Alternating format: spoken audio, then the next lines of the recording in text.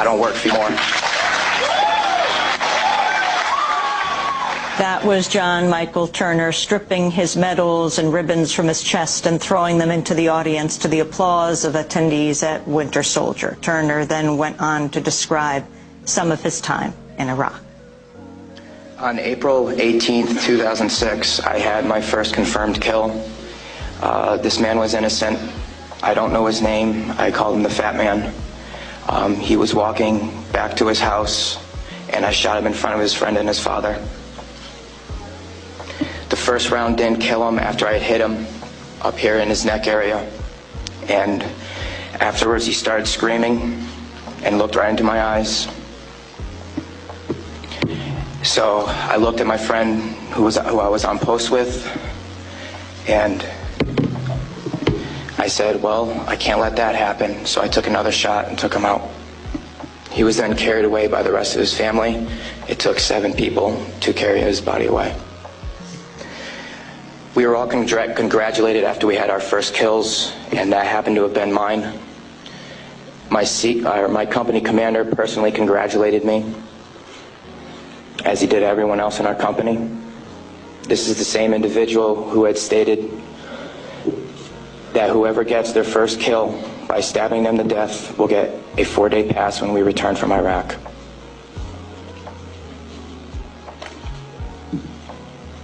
There was one incident where we got into a firefight just south of the government center, about 2,000 meters. We had no idea where the fire was coming from, and the way our rules of engagement were, pinpoint where the fire is coming from and throw a rocket at it. So with that being said, we still didn't know where the fire was coming from, and an 84mm rocket was shot into a house. I do not know if there was anyone in it. We do not know if that's where the fire was coming from, but that's what was done. Please go to the next image.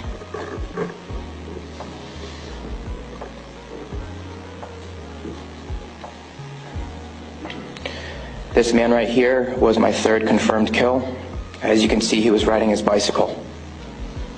Later on in the day, we went ahead and we had CBS Laura Logan with us, but she was with the other squad. And so she wasn't with us, so myself and 2 other people went ahead and took out some individuals because we were excited about the firefight we had just gotten into, and we didn't have a cameraman or woman with us. With that being said, anytime we did have embedded reporters with us, our actions would change drastically. We never acted the same. We were always on key with everything, did everything by the books.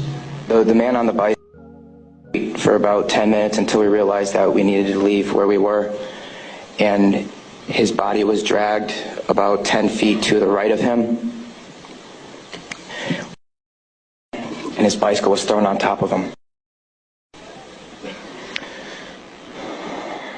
Another thing that we used to do a lot was recon by fire, where we would go ahead and try to start a firefight if we felt threatened in any way, shape, or form. There's one particular incident where we were working with the Iraqi Army and the Iraqi Special Forces in downtown Ramadi, and with our squad and the Iraqi Army, there was also lieutenant colonels, majors, first sergeants, and sergeant majors. Sorry, sergeants major. With that being said, the Iraqi Army would go into the house, kick in the doors, and then go ahead and shoot. And there were loud bursts of machine gun fire. We thought we were taking fire, but then we later found out that it was them.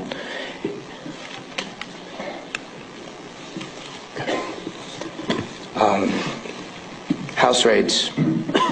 Because we were a grunt battalion, we were responsible for going on several patrols. A lot of the raids and patrols we did were at the night, around 3 o'clock in the morning. And what we would do is just kick in the doors and terrorize the families. That was an image taken around 3 o'clock in the morning through night vision goggles. And that is the segregation of the women and children and the men. If the men of the household were giving us problems, we'd go ahead and take care of them any way we felt necessary, whether it be choking them or slamming their head against the walls.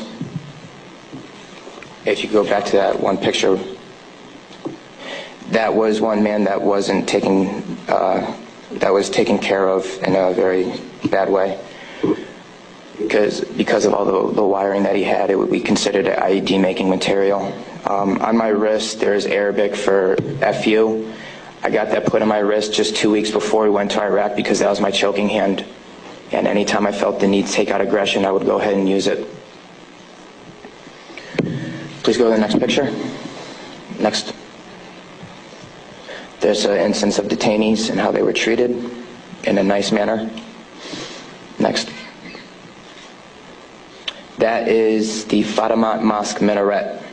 As you can see, it is written with bullet holes and holes in the top of it. Those were from mortars.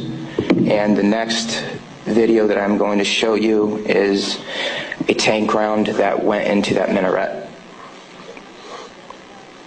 where we weren't sure if we were taking fire or not.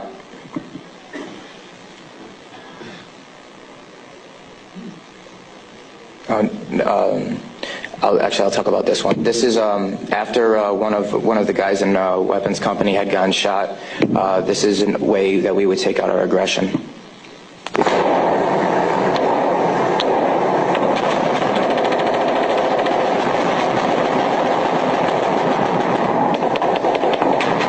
For those of you who don't know, it is illegal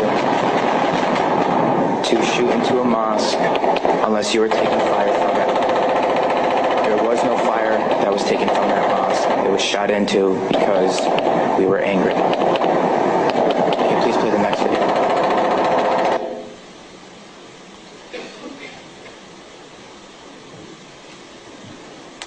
We are on ice cream, trying to suppress the blue and white minaret named Fatimat al-Zahra. Hell raiser. Go ahead and take another tank around that building over. That's that mosque door. Another round, Kilo 2. Ooh! Oh! Yes! Next image.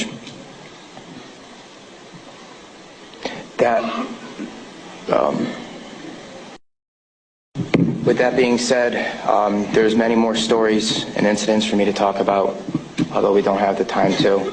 But this just goes to show you that that was the after effect of the tank round. Next image, please.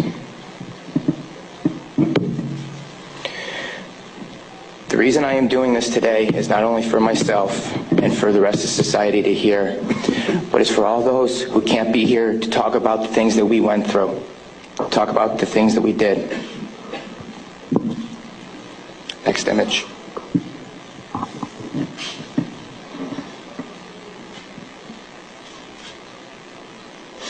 Those 4 crosses and this memorial service were for the 5 guys in Kilo Company, 3rd Battalion, 8th Marines that we lost. Throughout our unit, we had 18 that got killed.